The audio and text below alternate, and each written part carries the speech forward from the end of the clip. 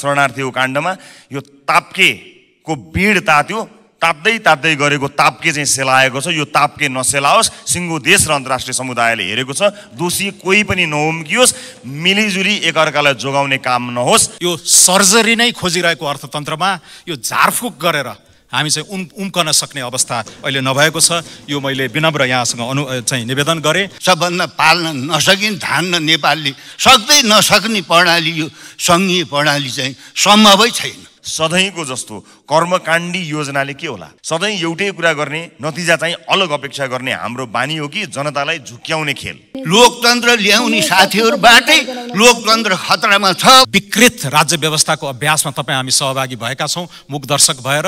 त्यसको अन्धाधुन्द अनुसरण तल स्थानीय तहमा, तृणमूल तहमा भइरहेको छ। 50% भन्दा बढी उजुरीहरू स्थानीय तहमा भ्रष्टाचारसँग सम्बन्धित छन्। हाम्रो आफ्नै राजनीतिक व्यथिति, विसङ्गति र सङ्गठित रूपमा राजनीतिले गरिरहेको भ्रष्टाचारको कारण हो। कसरी पाल्नुहुन्छ तपाईँहरू चाहिँ 8 ठाउँमा पार्लियामेन्ट, 8 ठाउँमा मन्त्रीमण्डल, 8 ठाउँमा मुख्यमन्त्री, ल भन्नु, त्यो पनि हरेक 2 महिना 4 महिनामा बदलिरहने। आज ट्रेलर र पुरा फिल्मका कुराहरू धेरै आएका छन्। यहाँ मलाई लाग्छ अर्थमन्त्रीले ट्रेलर देखाउनु भएको छ, धेरै उत्साहित बनाएको छैन, तर आशा छ। अहिलेको सङ्कटबाट मुलुकलाई पार लगाउन माननीय अर्थमन्त्रीज्यूले विनियोजन विधेयकमा के फरक प्राथमिकता र सिद्धान्त लिनुभएको छ, यो संसदलाई विस्तृत व्याख्यासहित जवाफ दिनुपर्छ। अहिले सबभन्दा बढी सबैलाई यही सङ्घीयता घाँडोबाज। सम्माननीय सभामुख महोदय, म सबैभन्दा पहिला उपनिर्वाचन मार्फत हामीलाई थपिएको मत र थपिएको सिटसहित अतिरिक्त जिम्मेवारी दिनुहुने श्रद्धेय चितवन र तनहुका आम मतदाताहरूलाई धन्यवाद दिन चाहन्छु। सम्माननीय सभामुख महोदय, माननीय अर्थमन्त्रीले विगतका वर्षहरूमा जस्तै गरिनेछले भरिएको, तात्विक रूपमा विगतका वर्षहरूको भन्दा फरक नरहेको विनियोजन विधेयक 2080 का प्राथमिकता तथा सिद्धान्तहरू प्रस्तुत गर्नुभएको छ। विगत केही वर्षका यिनै दस्तावेज लिएर केही वाक्य र शब्दहरूको हेरफेर गरी प्रस्तुत गरिने नियमित कर्मकाण्डी दस्तावेजकै रूपमा यो आएको हामीले ठानेका छौँ। अहिले अर्थतन्त्र असाधारण अवस्थामा छ। नाकाबन्दी भएको 72-73, कोभिडको सुरुवात भएको 77 र सशस्त्र द्वन्द्वको उत्कर्ष, दरबार हत्याकाण्ड लगायतले असर गरेको 58-59लाई छोड्ने हो भने यस वर्षको आर्थिक वृद्धि दर विगत 3 दशकै सबैभन्दा कम हुने देखिएको छ। त्यसमाथि सरकारको प्रक्षेपण गर्ने क्षमता यति कमजोर देखियो कि 8% आर्थिक वृद्धि दर हुन्छ भनिएकोमा 2% पनि नहुने देखियो। देशको अर्थतन्त्र कता गइरहेको छ यसको आकलन गर्ने, प्रक्षेपण गर्ने हाम्रो क्षमता समेत कमजोर देखिएको छ। यस आर्थिक वर्षको 8 महिनामा गत वर्षभन्दा कम राजस्व सङ्कलन भएको छ। विगत 5 दशकमै राजस्व सङ्कलन पहिलो पटक गत वर्षको भन्दा कम हुने जोखिम देखिएको छ। आर्थिक वर्ष सकिन 2 महिना बाँकी हुँदा सरकारले राखेको लक्ष्यको 51% मात्र राजस्व सङ्कलन भएको देखिन्छ। यस्तो असाधारण अवस्थामा पुगेको अर्थतन्त्रलाई ट्र्याकमा ल्याउन र आम सर्वसाधारणलाई राहत दिन सधैँको जस्तो कर्मकाण्डी योजनाले के होला?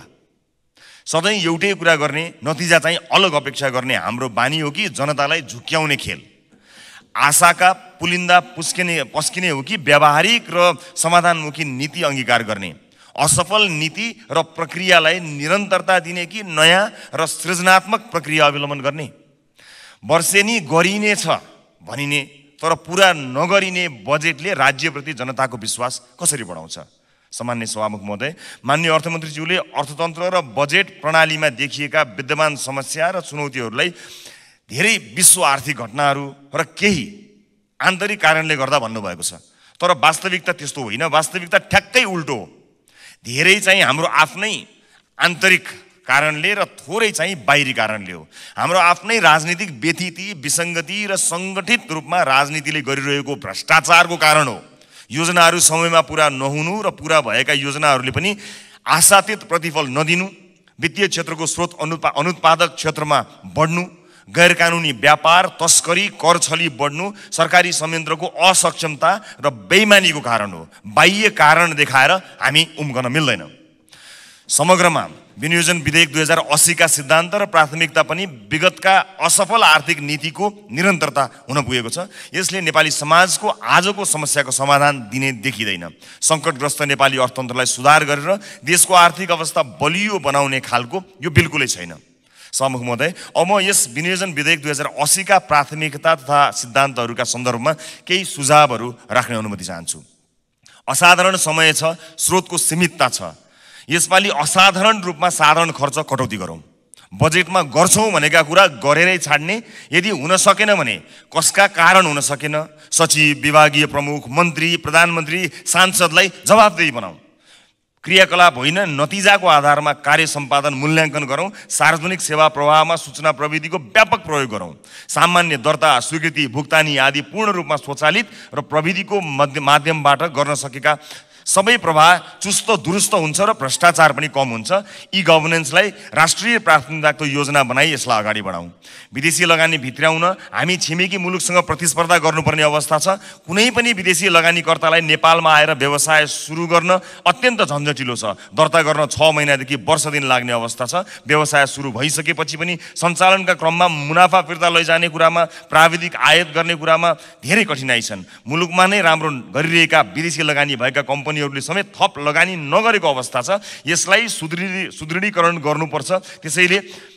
त्यसैले मात्र मुलुकमा उद्यमशीलता प्रोत्साहन गर्छ र थप पुँजीलाई आकर्षित गर्नका साथै पुँजी पलायन रोक्छ। त्यस्तै सरकारले गर्ने भनेको ऐन कानुन तर्जुमा र संशोधन, लगानी सम्बन्धी ऐन, गैर आवासीय नेपाली सम्बन्धी ऐन आदिका कुरा अर्थमन्त्रीज्यूले राख्नु भएको छ। यी 3 महिनाभित्र सरकारले संसदमा पेश गरोस्। आगामी आर्थिक वर्षको पहिलो त्रैमासमा यी जरुरी ऐन कानुन निर्माण हो। फरक तरिकाले सके सभामुख महोदय 1 मिनट पनि लगाउँदिन। फरक तरिकाले काम गर्न सकिएन भने फरक नतिजा आउँदैन। अहिलेको सङ्कटबाट मुलुकलाई पार लगाउन माननीय अर्थमन्त्रीज्यूले विनियोजन विधेयकमा के फरक प्राथमिकता र सिद्धान्त लिनुभएको छ, यो संसदलाई विस्तृत व्याख्यासहित जवाफ दिनुपर्छ। माननीय अर्थमन्त्रीज्यूले प्रस्तुत गर्नुभएको विनियोजन विधेयक 2080 का सिद्धान्त र प्राथमिकताबाट हामी कति पनि विश्वस्त हुन सकेका छैनौँ। सम्मानीय सभामुख महोदय, जाँदै म मेरो निर्वाचन क्षेत्रमा भएको दुःखद घटनामा यो शङ्कर कणेल आत्महत्या प्रकरणको छानबिन होस् र न्याय मिलोस् पीडितलाई भन्ने कुराको आवाज पनि उठाउन चाहन्छु। र अहिले भएको भ्रष्टाचारको यो काण्डमा, शरणार्थीको काण्डमा यो ताप्केको बिँड तात्यो, ताप्दै गरेको ताप्के चाहिँ सेलाएको छ। यो ताप्के नसेलाओस्। सिङ्गो देश र अन्तर्राष्ट्रिय समुदायले हेरेको छ। दोषी कोही पनि नहुम्कियोस्। मिलिजुली एकअर्कालाई जोगाउने काम नहोस्। हामी यसलाई अत्यन्त नजिकबाट निहालिरहेका छौँ भन्दै बिदा चाहन्छु। धन्यवाद। सम्माननीय सभामुख महोदय, हिजो पेश भएको विनियोजन विधेयक 2080 का सिद्धान्त र प्राथमिकतामा धेरै पर्नुपर्ने विषयहरू परेका छन्। केही छुटाउन नहुने मुद्दाहरू छुटेका छैनन्। भनिदिनु पर्ने, सुनाइदिनु पर्ने कुराहरू पनि ल्याइएको नै छ। अर्थमन्त्रीज्यू भन्नुहुन्छ आर्थिक वृद्धि गराइदिन्छु, सुशासन दिन्छु, जलवायु परिवर्तनको असर न्यूनीकरण गरिदिन्छु, सङ्घीयताको सबलीकरण गर्छु, सामाजिक न्याय दिन्छु, निजी क्षेत्रको मनोबल म उकास्छु। तैपनि किन आज खल्लो छ माहौल? किन हामी एउटा उत्साहहीन कर्मकाण्डमा सामेल भइरहेको जस्तो अनुभूति भइरहेको छ? मलाई लाग्छ यो यथास्थितिवादी निबन्धले सम्पूर्ण नीति, योजना, बजेट निर्माण र शासकीय प्रक्रिया नै अविश्वसनीय भइरहँदा सच्चिने, सुधार्ने, सपार्ने गुन्जायस हामीले भेटिरहेका छैनौँ कि? सभामुख महोदय, त्यो सेन्स अफ अर्जेन्सी मैले यहाँ देखिरहेको छैन। आज मुलुकभित्र र बाहिर ठुल्ठुला संरचनात्मक फड्कोका साक्षी हामी छौँ। जनसाङ्ख्यिक बनोटले हाम्रा सारा आर्थिक उन्नयनका सम्भावनाहरूमा ठुलो दबाब पारेको छ। 10औं लाखको हाराहारीमा विदेश पलायन भएका छौँ। 32-35 जिल्लामा अभूतपूर्व निर्जनीकरण भइरहेको छ। बसाइसराई र सहरीकरणका मुद्दाले दिगो विकास र समग्र सर्वाङ्गीण विकासका मुद्दाहरूलाई असाध्यै पेचिलो बनाइरहेको छ। छोटो समयमा ठुल्ठुला प्रगति गर्नु छ। प्रविधिमा यत्रो छलाङ छ। डिजिटल इकोनोमीको कुरा गरिएको छ, तर नेपालमा अझै पनि बुझाइ एउटा वेबसाइटमा भएको फारमलाई डाउनलोड गर्ने कुरालाई नै हामीले चाहिँ IT फ्रेन्डली भनेर परिभाषित गरिरहेका छौँ। यत्रो आर्टिफिसियल इन्टेलिजेन्स, अटोमेसन, चौथो औद्योगिक क्रान्ति, फोर्थ इन्डस्ट्रियल रेभोल्युसनका कुराहरूले समाज र हाम्रो अर्थतन्त्रमा उथल पुथल भइरहेको छ। जलवायु परिवर्तनका कुराहरू छन्, तर त्यो सँगसँगै हिमालय हिन्दुकुश क्षेत्रमा त्योभन्दा पनि थप पेचिलो विषय छ एलिभेसन डिपेन्डेन्ट वार्मिङ। बाँकी दुनियाँ 2 डिग्री सेन्टिग्रेडले तात्यो भने पनि हाम्रा हिमालहरूमा त्यसमा थप 0.6 डिग्रीले चाहिँ अरू बढोत्तरी हुने जोखिम हामी कहाँ छ। विश्वका उत्पादन मोडलहरू, आपूर्ति श्रृङ्खलाहरू, ग्लोबल भ्यालु चेनका यी मोडलहरूले लगानी, व्यापार, विनिमय, रोजगारीका स्वरूपमा भारी परिवर्तनहरू ल्याइरहेको छ। भारत, चीन, पूर्वी एसियाको पुनरुदयले अवसर र चुनौती सँगसँगै लिएर आएको छ। विकासका लागि वित्त, डेभलपमेन्ट फाइनान्सको ल्यान्डस्केप तलमाथि परिसकेको छ, उथल पुथल भएको छ। अनुदानहरू सुकिरहेका छन्, सहुलियतपूर्ण ऋण अब कसिलो र सशर्त हुँदै गएको छ र सस्तो पुँजी अब दुर्लभ भइरहेको छ। त्यो छोटो समयमा ठुलो छलाङ मार्ने, अभूतपूर्व चाहिँ पुँजी निर्माण गर्ने अवसरहरू साँगुरिँदै गएका छन्। यस्तो बेलामा यस्तो खालको प्राथमिकीकरण र सेन्स अफ अर्जेन्सी मलाई लाग्छ सरकारले आफ्नो सिद्धान्त र प्राथमिकतामा पार्नुपर्छ। अझै पनि समय छ, नीति तथा कार्यक्रममा यी कुराहरू झल्किउन् भन्ने मेरो आग्रह माननीय अर्थमन्त्रीज्यूलाई छ। अहिले 6 वटा जुन प्राथमिकता सैद्धान्तिक कुराहरू ल्याइएको छ त्यसमा पनि मेरो केही टिप्पणीहरू छन्। आर्थिक वृद्धि र स्थायित्वका कुराहरू जायज नै हुन्, तर यस्तो समयमा हामीले आर्थिक वृद्धि र स्थिरताका कुरा गरिरहेका छौँ जति बेला अर्थतन्त्रले लय गुमाएको छ। 8% आर्थिक वृद्धिको प्रक्षेपण भएको देशमा आज 2% भन्दा कममा हामी रुमल्लिरहेका छौँ। मलाई याद छ अर्थमन्त्रीका दाजु रामशरण महतले 71 सालमा लिएर आउनुभएको नीति तथा कार्यक्रममा त्यति बेला पनि यो स्थायित्व र स्थिरताकै कुरा गरिएका थिए। अर्थतन्त्र त्यति बेला लयमा थियो, लयमा भएको अर्थतन्त्र हुँदाखेरि स्थिरताका कुरा गर्न सक्छ। सङ्कटमा परेको अर्थतन्त्र, भड्खालोमा जाकिएको अर्थतन्त्रको कुरा गर्दाखेरि यो स्थिरता र स्थायित्वकोले यो मलाई लाग्छ यसले चाहिँ न्याय गर्दैन। त्यसैले आजका ती 4 वटा खाडलहरू, वित्तीय खाडलहरू छन्। तपाईँले 733 अर्बको राजस्व उठाउनु भयो हिजो साँझ 5 बजेसम्म, खर्च गर्नुभएको छ 1016 अर्ब। त्यत्रो खाडल कसरी पुरा गर्ने? कर्जा, लगानी र आर्थिक वृद्धि बीचको त्यत्रो भ्वाङ छ। कर्जा नियमित रूपमा 20-22% वृद्धि भइराखेको छ, त्यसको अर्थतन्त्रको गतिसँग, वृद्धि दरसँग सामञ्जस्य हामीले देखिरहेका छैनौँ। कहाँ चुइरहेको छ त्यत्रो हाम्रो चाहिँ दुर्लभ पुँजी। वस्तु सेवाको आयात र निर्यात बीचको खाडल जगजायर नै छ। उपभोग र उत्पादनको खाडल जगजायर नै छ। यी यावत कुराहरूमा चाहिँ हामीले अलिक फरक ढङ्गले त्यो सेन्स अफ अर्जेन्सी र प्रायोरिटाइजेसनमा अलिकति पुनर्मूल्याङ्कन गर्नुहोस् भन्ने मेरो आग्रह छ। दोस्रो, सामाजिक न्यायका मुद्दाहरू लिएर आएका छन्। शिक्षा, स्वास्थ्य, खानेपानीका कुराहरू छन्। यसमा पनि विगत 30-32 वर्षमा ठुलो परिवर्तन आइसकेको छ। हामी परिमाणात्मक विकासबाट अब गुणात्मक विकासमा गएका छौँ। 48 साल, 50 को दशकमा हामीले स्कुल भवन माग गऱ्यौँ, खानेपानी माग गऱ्यौँ, धुलाम्मे बाटो नै सही त्यो माग गऱ्यौँ।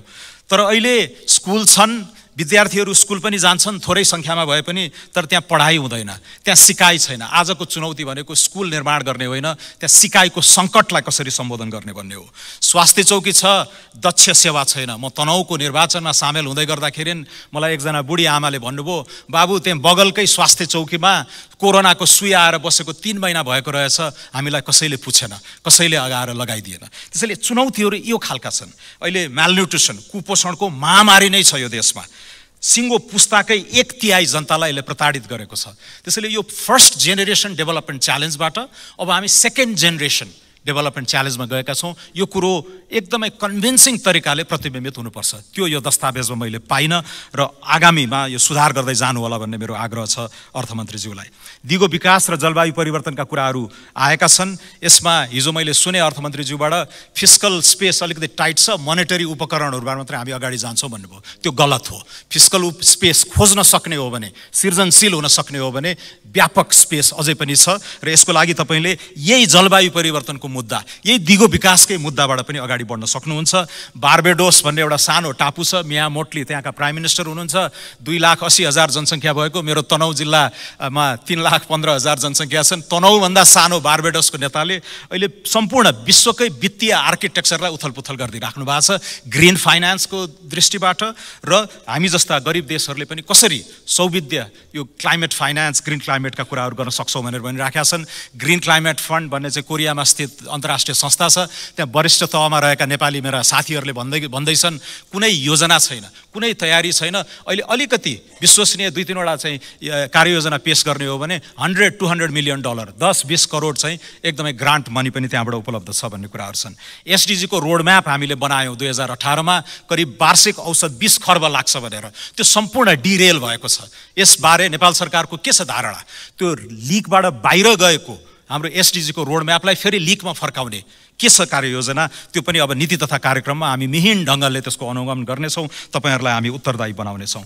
संहिताको सबलीकरण इत्यादि बारे धेरै कुराहरू आइसकेका छन्। अहिले अख्तियार दुरुपयोग अनुसन्धान आयोगको वार्षिक प्रतिवेदन पल्टाएर हेर्नुहोस्, माथिको जुन विकृत राज्य व्यवस्थाको अभ्यासमा तपाईँ हामी सहभागी भएका छौँ मुख दर्शक भएर, त्यसको अन्धाधुन्द अनुसरण तल स्थानीय तहमा तृणमूल तहमा भइरहेको छ। 50% भन्दा बढी उजुरीहरू स्थानीय तहमा भ्रष्टाचारसँग सम्बन्धित छन्। त्यसको लागि पनि यहाँबाट त्यत्रो रकम पठाउँदै गर्दाखेरि समानीकरण, विशेष अनुदान इत्यादि सञ्चित कोषका रकमहरू पनि हस्तान्तरण गर्दाखेरि त्यसमा एउटा टाइटनिङ गर्नु पर्यो, सिस्टमिक टाइटनिङ हुनु पर्यो। त्यो माथिबाट पनि त्यसको उपचार खोज्न सकिन्छ। निजी क्षेत्रको मनोबलका कुरा गरिएका छन्, यो स्वागत योग्य छ। नेपाली कांग्रेसको घोषणापत्र पढ्नुभएका होला महामन्त्री हाम्रा चाहिँ अर्थमन्त्रीज्यूले, मैले पनि पढेको छु, धेर बहुत मैले पनि लेखिदिएकै हो। त्यहाँ ओम्निबस आर्थिक सुधारका कुराहरू गरिएका छन्। 24 देखि 48 वटा चाहिँ ऐनहरूको खारेजी, संशोधन इत्यादि बारे कुरा गरिएका छन्। आफ्नै घोषणापत्र पढेर त्यसलाई पनि कार्यान्वयनमा उतार्नु होला। निजी क्षेत्रले लामो समयदेखि उठाउँदै आएको विषय तपाईले यसलाई चाहिँ न्याय गरिदिनु होला। यो हैरानी र झन्झटको चक्र, यो दुष्चक्रबाट हामीले नेपाली अर्थतन्त्रलाई बाहिर लिएर आउनु पर्नेछ। सुशासनका कुराहरूमा अब धेरै कुरा भनिराख्नु परेन, सेवा प्रवाहसँग जोडेर यसलाई अलिकति न्यूनीकरण गर्न खोजिएको छ। यो नीतिगत भ्रष्टाचार र आर्थिक कुशासनको विषय जुन असाध्यै महत्त्वपूर्ण छ, हाई क्राइम्स र ग्रान्ड लार्सेनीको मुद्दा मैले जुन सार्वजनिक रूपमै उठाइरहेको छु त्यसको पनि अलिकति सम्बोधन होस् भन्ने मेरो चाहिँ चाहना छ। अन्तमा सभामुख महोदय, आज ट्रेलर र पुरा फिल्मका कुराहरू धेरै आएका छन्। यहाँ मलाई लाग्छ अर्थमन्त्रीले ट्रेलर देखाउनु भएको छ, धेरै उत्साहित त बनाएको छैन, तर आशा छ नीति तथा कार्यक्रम र बजेटसम्म आइपुग्दा थप उत्साह जगाउन सक्नुहोस्। यो सर्जरी नै खोजिरहेको अर्थतन्त्रमा यो झारफुक गरेर हामी चाहिँ उम्कन सक्ने अवस्था अहिले नभएको छ। यो मैले विनम्र यहाँसँग चाहिँ निवेदन गरेँ। बाँकी नीति तथा कार्यक्रम र बजेटको चरणसम्म आइपुग्दाखेरि मलाई आशा छ तपाईँले थप प्रगति देखाउन सक्नुहुने मेरो शुभकामना पनि छ। धन्यवाद। हरेक पटक हामीले चाहिँ मल कारखानाको कुरा गर्छौँ। अब किसानहरूलाई चाहिँ हामीले ठुला ठुला आश्वासनहरू बाँड्छौँ। अहिले मुलुकको अवस्था कस्तो छ? सम्पूर्ण तपाईँको चाहिँ खाद्यान्न, फलफुल यो सबै चाहिँ हामीले बाहिरबाट ल्याउँछौँ। आफ्ना चाहिँ देशका चाहिँ खेतबारी सबै बाँझा छन्, त्यो हामीलाई सबैलाई थाहा छ। अझ अर्को चाहिँ हामीले के गरेका छौँ भने, हुन त अब धेरैलाई यो मन नपर्ला, भित्रभित्र त सबैको मन कोक्या छ। राष्ट्रिय जनमोर्चाले संविधान निर्माण गरेका बखत नेपालको अवस्था, नेपालको भौगोलिक अवस्था, यहाँको आर्थिक अवस्था, यो अवस्थाको कारणले नेपाल चाहिँ सङ्घात्मक प्रणाली यसले धान्नै सक्दैन। यो दुस्साहस नगरौँ, यो गल्ती नगरौँ भनेर राष्ट्रिय जनमोर्चा एक्लै लड्यो। सबैले चाहिँ खिसीतिउरी गरेर उडाउनु भयो। अहिले सबभन्दा बढी सबैलाई यही सङ्घीयता घाँडो भएको छ। ल भन्नुहोस्, पहिले नेपाली जनताले यही सिंहदरबारमा एक ठाउँमा आएर देख्थे। पटक पटक चाहिँ 2 वर्ष, 3 वर्ष, 1 वर्ष, 6 महिनामा सरकारहरू चाहिँ बदलिएको, सांसदहरूको खरिद बिक्री, त्यसपछि गएर चाहिँ नि सरकार र सत्तामा जानको लागि सिद्धान्त, नीति सब परित्याग गरेर लहरो लाउने चाहिँ सत्ता पक्षमा। अनि भने जस्तो भएन भने फेरि पार्टी बदल्ने त्यस्तो प्रवृत्ति थियो। त्यस कारणले हामीले त्यसो भन्दाखेरि सबै साथीहरूले उल्लीबिल्ली पार्नु हो। हामी संविधानसित सीमाभित्रै बसेर हामीले आफ्नो मत राखेका छौँ। त्यस कारणले सबभन्दा ठुलो कुरा, तपाईँहरूले अहिले जुन एउटा सांसदको सङ्ख्या राख्नु भएको छ, प्रदेशहरूका सङ्ख्या राख्नु भएको छ, त्यसको खर्चको बारेमा त तपाईँहरूले यहाँ त खै कुरा त भएन त। कति सङ्कट छ अहिले, कसरी पाल्नुहुन्छ तपाईँहरू चाहिँ 8 ठाउँमा पार्लियामेन्ट, 8 ठाउँमा मन्त्रीमण्डल, 8 ठाउँमा मुख्यमन्त्री, ल भन्नुहोस्, त्यो पनि हरेक 2 महिना 4 महिनामा बदलिरहने। त्यस कारणले सबभन्दा पहिले त यसमा हामीले विचार गरौँ। यो मेरो चाहिँ विचार हो।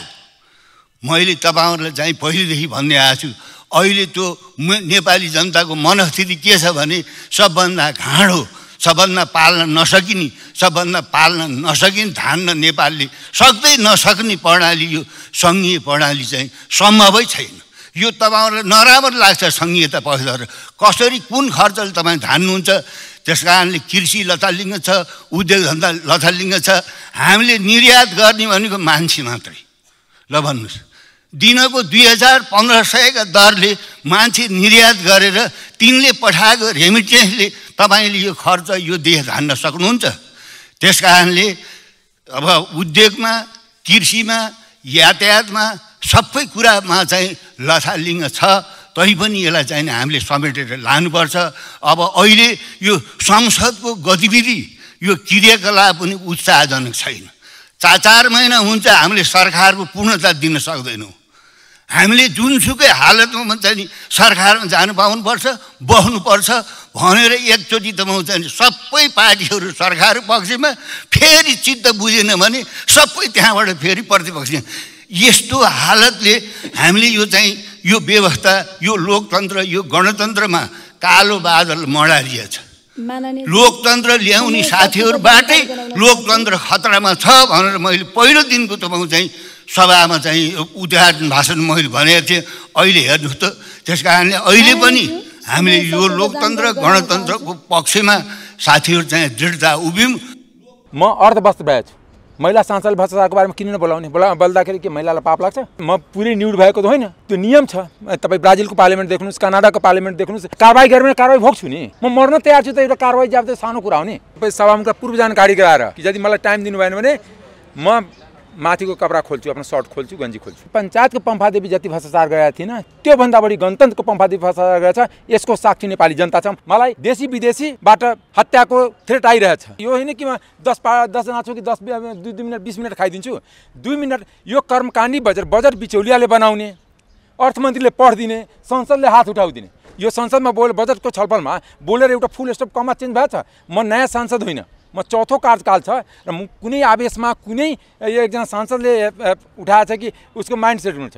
झोलेहरूले माइन्डसेट गर्छ, एउटा पढे लेखेको सांसदलाई च्यालेन्ज गर्छ किनकि म राष्ट्रहितमा उभिन खोजिरहेको छु, बिचौलिया तन्त्रको विरुद्धमा उभिन खोज्दैछु अनि भ्रष्टाचारीको विरुद्धमा उभिन खोज्दैछु। मलाई कति हत्याको पनि हुन्छ। मैले राज्यलाई पनि प्रधानमन्त्री भेटेर भन्छु मेरो हत्या भयो भने त्यसको जिम्मा राज्यले लिनुपर्छ। मैले उहाँले लिखित निवेदन दिएछु। त्यो निवेदन पनि भोलि पर्सिमा पत्रकार सम्मेलन गरेर म प्रधानमन्त्रीलाई दिएको निवेदनको कपी राखेको छु। म दिन्छु आज 1 हप्ता पहिले। मलाई देशी विदेशीबाट हत्याको थ्रेट आइरहेछ।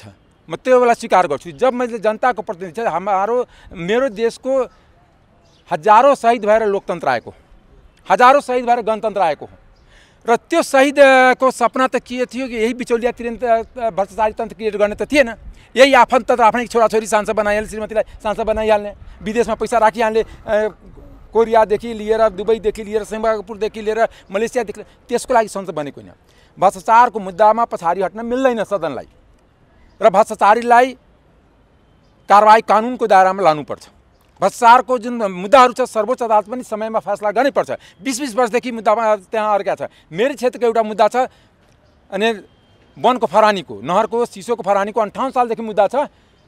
22 वर्षमा अहिलेसम्म फैसला भएको छैन। 22 वर्ष भइसक्यो। 22 वर्षमा एउटा मुद्दा फैसला हुने त्यो सर्वोच्च अदालतको औचित्य त सकिन्छ नि। न्यायाधीशहरू पञ्च किनकि नेताहरूको दबाब जान्छ, यो मेरो पार्टीको छ बचाइदिनुहोस्, मेरो पार्टीको बचाइदिनुहोस्। जसरी पछिल्लो संसदमा सर्वदलीय समिति बनाएर जुन बजेटको हेरफेर र CCTVलाई चोखियाइयो, त्यसको पाप लाग्यो लक्ष्मणलाल कणलाई। लक्ष्मणलाल कणको जमानत भयो, सिधा कुरा। किनकि CCTV नदेख्ने धुम्ल्यो। किनभने यहाँ भ्रष्टाचारको मोड्स अफ अपरेन्डी नै हो। म बुझेर बोल्दैछु। म 10 जना बिचौलियाले चिन्छु। 10 जना बिचौलियालाई कारबाहीको दायरामा ल्यायो भने यो देशमा भ्रष्टाचार हुँदै हुँदैन। 10 जना नेतालाई कारबाहीको दायरामा ल्यायो भने यो देशमा भ्रष्टाचार हुँदै हुँदैन। भ्रष्टाचार माथिबाट कन्ट्रोल गरिन्छ, तलबाट होइन। र नेपाली युवालाई फर्काउने अभियानको लागि पनि भ्रष्टाचार अन्थ्नुपर्छ। यो देशमा रोजगारी हुनुपर्छ, शिक्षा यहाँको समाप्त गर्छ। जुन समाजको समाप्त गर्नु छ त्यो देशको पहिला शिक्षा समाप्त गरिदिउँ। यिनीहरू 15 वर्षको साधना मिलिजुली तपाईँ बस्नुहोस्, त्यसपछि त्यसपछि आलु पालु गरेर बस्दै देशलाई शिक्षामा पछाडि धकेल्ने, स्वास्थ्यमा पछाडि धकेल्ने, बिचौलिया तन्त्रलाई बिगबिग गर्ने, गरिब बनाउने र युवाहरूलाई विदेशी नै, किनकि युवा बस्यो भने विरोध गर्छ, युवामा शक्ति हुन्छ, सडकमा आउँछ। त्यस कारणले मैले तपाईँको मार्फत काठमाडौँको मेयर बालेन शाहलाई पनि आह्वान गरेको छु कि काठमाडौँको जनता सडकमा आउनुपर्छ यो भ्रष्टाचारको विरुद्धमा। यदि मलाई जुनसुकै कारबाही छ म त्यो भोग्न तयार छु, मलाई कारबाहीसँग मतलब छैन, म जनताको बिचमा जान्छु नि। म जनताको मान्छे, जनप्रतिनिधि। जब म संसदमा बसेर जनताको आवाज उठाउनै सक्दैन भने त्यो जनप्रतिनिधिको त मेरो दायित्व पुरा भएन नि। भ्रष्टाचारको विषय उठाउनु गर्दा आज राणाले हिजो आपत्ति जनाउनु उहाँलाई पनि जवाफ दिने मन थियो आज। एउटा कुरा के भने उहाँलाई त नेपाली जनता जवाब दिन्छ। उहाँले जुन फेसबुक ट्विटरमा राख्नु भएको छ तलको कमेन्ट पढ्नुहोस्, त्यही नेपाली जनताको जवाब हो, मैले केही भन्नै पर्दैन। एउटा कुरा यो त कस्तो भने एकदम ठुलो शराबीले भन्छ म त आजसम्म शराब खाएकै छैन, बरु जो नखाएको हुन्छ त्यसैले भन्छ हेर यिनीहरू शराबी छन्। जस्तो यहाँको आजको विरोध चाहिँ ठ्याक्कै यो अहिले भ्रष्टाचार भुटानी शरणार्थीको अनुसन्धानमा होइन मेरो मेन कुरा के थियो आजको सन्दर्भ बुझिदिनुहोस्। भुटानी शरणार्थीको जुन अनुसन्धान चलिरहेछ निष्पक्ष र विवादरहित हुनुपर्छ। आफ्नो मान्छेलाई बचाउने र अरूलाई फसाउने काम नहोस्, कमजोर। जस्तै तपाईँलाई बताउनुहोस्, तपाईँ आफै मलाई बताउनुहोस् कि यो जुन टेकनारायण पाण्डे सचिवलाई आरसी भएको छ त्योभन्दा पहिले भूमि सुधारमा ठुलो भ्रष्टाचार गरेको थियो गिरिबन्धु टी एस्टेटको जग्गाको, र एउटा सापकोटा थरको मान्छेले नै त्यो बिचौलियाको काम गरेको थियो। त्यो सापकोटाले पैसा पुऱ्याए बापत उसलाई प्रमोसन गरियो भूमि सुधार सचिवबाट गृह सचिवमा। हेर्नुहोस् भ्रष्टाचार कति प्यारो हुन्छ त्यसको मापदण्ड हो। ऊ ओलीजीको सरकारमा भूमि सुधार सचिव थियो, त्यहाँ ठुलो भ्रष्टाचार गरेपछि शेरबहादुरजीको सरकारमा गृह सचिव बन्यो, प्रमोसन गरियो। अनि मन्त्रालयको हिसाबले प्रमोसन भनेको पदको हिसाबले होइन। त्यस कारणले र त्यो बेलाको गृह सचिवलाई समातेर बिहान हुने, गृहमन्त्री क्याबिनेटबाट निर्णय भएको छ, क्याबिनेटको कागज दिन्छु म, तपाईँ भोलि आउनु, भोलि सदन भयो भने म कागज लिएर आउँछु, मुख्य सचिव शङ्कर बराइलीको साइन भएको म क्याबिनेटको पत्र पनि देखाइदिन्छु, मसँग छ त्यो। मैले कुनै आवेशमा कुनै कसैप्रति मनोगत भावना राखेर बोलेको मैले बारम्बार भनिरहेको छु, म स्वतन्त्र भएपछि यो नोमिनेसन भनेको छु कि 23 गते पुरानो अमरेश सिंह मरिसक्यो, त्यो यो संसदको दलाल पनि थियो होला, कुनै पार्टीको पनि झोले थियो होला, कुनै देशको पनि दलाल थियो होला, तर बाँकी समय नेपाली जनताको लागि बाँच्छु पनि मर्छु पनि। जति दिन मेरो जिन्दगी हुन्छ, 2 वर्ष हुन्छ, 2 महिना हुन्छ, 2 दिन 2 मिनट भए पनि नेपाली जनताको पक्षमा उभिन्छु। र त्यसको मेन कारक भ्रष्टाचार हो।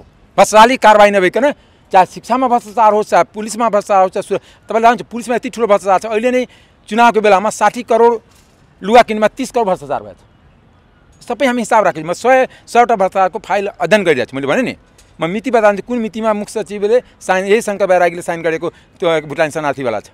कागज मसँग छ नि, त तपाईँहरू कागजमा त विश्वास गर्नुहुन्छ, साइनमा त विश्वास गर्नु छ। मन्त्री परिषदको टिप्पणी बदले देखाइदिन्छु।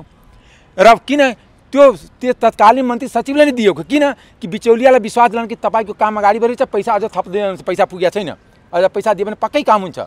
त्यो पक्का कामको लागि बढी पैसा सुन्नलाई त्यो प्रमाण पनि बिचौलियाहरूलाई दिए, त्यो भने त्यो पीडितहरूलाई दिएछ, त्यो पीडितहरूले मलाई दिएछ।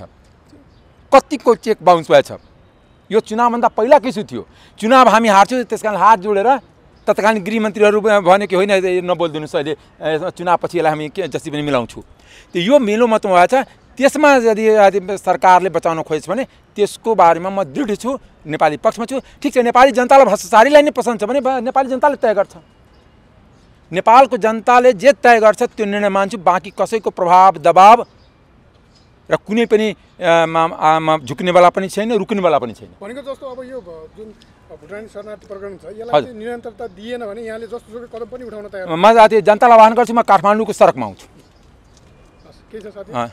त महिला सांसदहरू पनि हुनुहुन्छ नि त, हजुरले अलिकति धैर्य भएर होइन। महिला अन्त एउटा कुरा म अर्धवस्त्र भएको छु, महिला सांसदले भ्रष्टाचारको बारेमा किन नबोलाउने? बोल्दाखेरि के महिलालाई पाप लाग्छ? एउटा कुरा तपाईँलाई बताउँछु, यो एउटा कुरा म पुरै न्युड भएको त होइन, त्यो नियम छ। तपाईँ ब्राजिलको पार्लियामेन्ट देख्नुहोस्, कनाडाको पार्लियामेन्ट देख्नुहोस्, हरेक ठाउँको तपाईँ पार्लियामेन्टको अनुभव गर्नु। म पनि पार्लियामेन्ट्री पोलिटिक्सको विद्यार्थी पनि हो र चौथोचोटि सांसद हो। यो नेपालको पार्लियामेन्टमा त तपाईँ नै हो नि? होइन, नेपालको पार्लियामेन्ट दुनियाँको पार्लियामेन्टमा सर्वदलीय भ्रष्टाचार हुँदैन। सत्तापक्ष गर्छ, विपक्षले हल्ला गर्छ। यहाँ त सत्तापक्ष विपक्ष दुइटै भ्रष्टाचार गर्छ र भन्छ यही हो देश। नेपालको पार्लियामेन्ट त त्यही सामान चाहिँ कुन देशको पार्लियामेन्ट सत्तापक्षले गरेको सिसिटिभी विपक्षले चोखाइदिन्छ?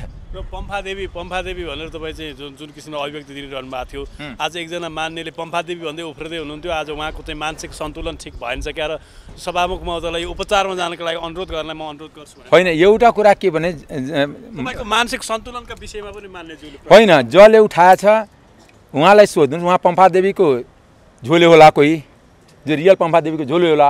झोलेले त गुण तिर्नुपर्छ, मलाई नाउँ थाहा छैन कि कसले उठाएको हो। तर एउटा कुरा के भने यसै गरौँ न, तपाईँहरूलाई नि मैले एउटा आग्रह गर्न चाहन्छु कि मैले जुन पम्फादेवी इङ्गित गरेको छु, जस्तै गणतन्त्रमा पनि जुन पञ्चायतमा पनि पम्फादेवी थियो, पम्फादेवी ठकुरीको नाउँमा स्विस ब्याङ्कमा पैसा छ, नेपाली जनताले हल्ला गरेको हो। अनि 46 सालको आन्दोलनमा हामी भाग लिएको मान्छे बोल्दैछु। यो नि कि 46 सालमा हाम्रो जन्म भएको थिएन, त्यो न, त्यो बेला पनि हामी पढ्दै थियौँ मजाले, युनिभर्सिटी पढ्दै थिएँ, यो पनि स्कुल पढ्दै थिएँ, सानो बालक थिएँ, त्यस कारण त्यो बेला तपाईँलाई म बताउँछु कि जसरी पम्फादेवी पञ्चायतको पम्फादेवी जति भ्रष्टाचार गरेका थिएन, त्योभन्दा बढी गणतन्त्रको पम्फादेवी भ्रष्टाचार गरेछ। यसको साक्षी नेपाली जनता छ। म अरूकोलाई प्रमाण पम्फादेवी को हो त त्यसो भए? त्यो त तपाईँहरू खोज्ने काम। यत्रो मिडिया, यत्रो क्यामेरा लिएर बस्नुहुन्छ, यत्रो अनि दिनरात मेहनत गर्नुहुन्छ, केही कुरा त सञ्चार माध्यमको जिम्मा हुन्छ। तपाईँ फोर्थ पिलर अफ स्टेट हो। म बारम्बार भन्छु नेपालको सञ्चार माध्यमलाई म स्याल्युट गर्छु, किनकि नेपालको सञ्चार माध्यम नभएको भए हिजोको कर्तुतहरू आउँथिन। पूर्व प्रधानमन्त्रीको श्रीमतीको नाम फ्रन्ट पेजमा आउँथिन, पूर्व गृहमन्त्रीको श्रीमतीको नाम फ्रन्ट पेजमा आउँथिन। यो सञ्चार माध्यमको शक्ति हो। नेपालको मिडियाको म सलाम गर्छु। पिछडिएको क्षेत्रबाट सांसद भएको मान्यज्यू हो होइन? अब त्यो त तपाईँहरूले खोज्ने हो।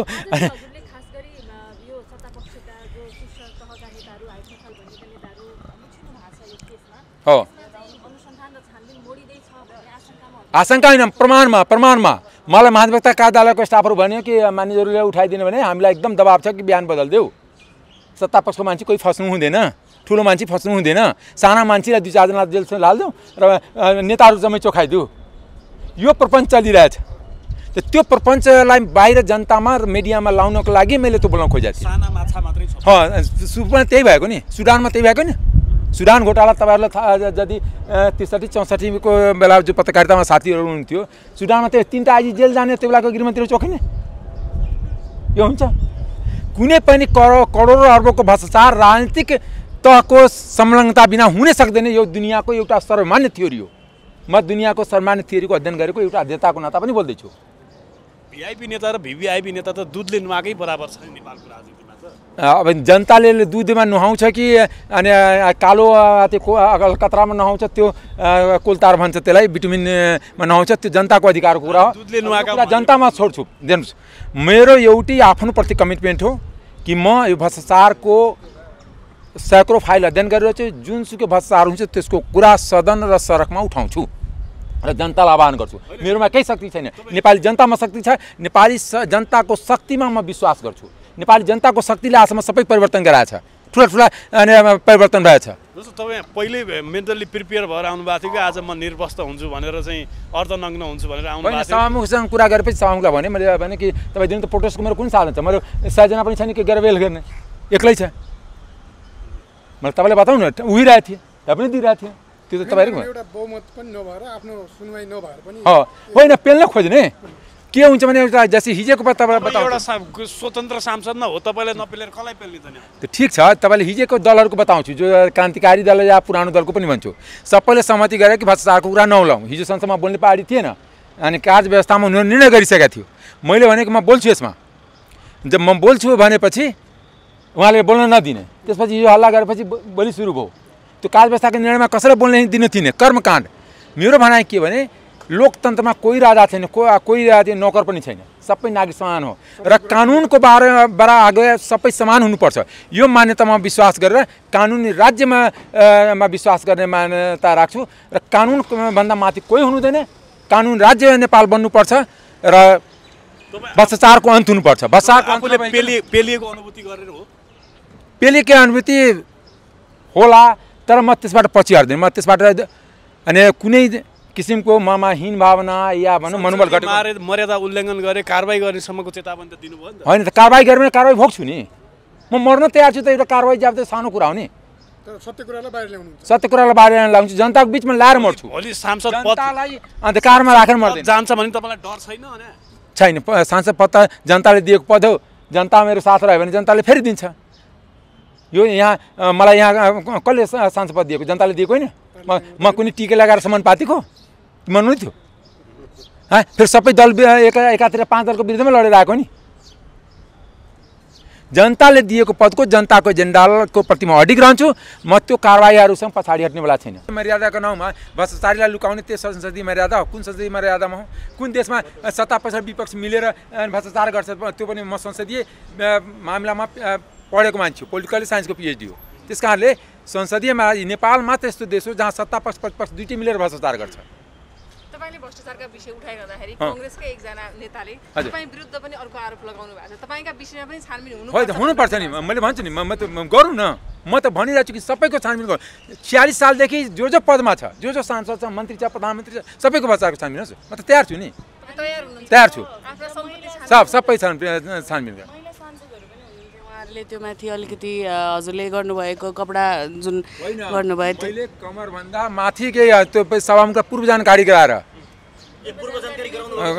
कि यदि मलाई टाइम दिनु भएन भने म माथिको कपडा खोल्छु, आफ्नो सर्ट खोल्छु, गन्जी खोल्छु भनेर सभामुखलाई भनिसक्नु। तपाईले भ्रष्टाचारका विरुद्धमा बोलिरहँदा भ्रष्टाचारको विरुद्धमा आज चाहिँ तपाईको विरुद्धमा अख्तियारमा निवेदन परेको छ। तपाईको सम्पत्ति छानबिनको विषयमा विकास कुमार ठाकुरले सर्लाही जिल्ला छानबिन होस् न। म छानबिनको लागि 20 वटा बुदामा उहाँले 1 लाख मुद्दा दिएर मैले तयार छु नि, त्यसको लागि तयार छु नि।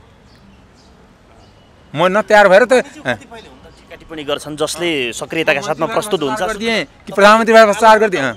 कतिपयले भन्छन् कि मन्त्री हुन एकदम कसरत गरिरहनु भएको थियो, अहिले नपाएर चाहिँ यस्तो बन्न भयो भने 63 मा नि म मन्त्री बनिहाल्थेँ। मन्त्री दिएर पनि नलिएको, तपाईँलाई त्यो विषय थाहा हुनुपर्छ।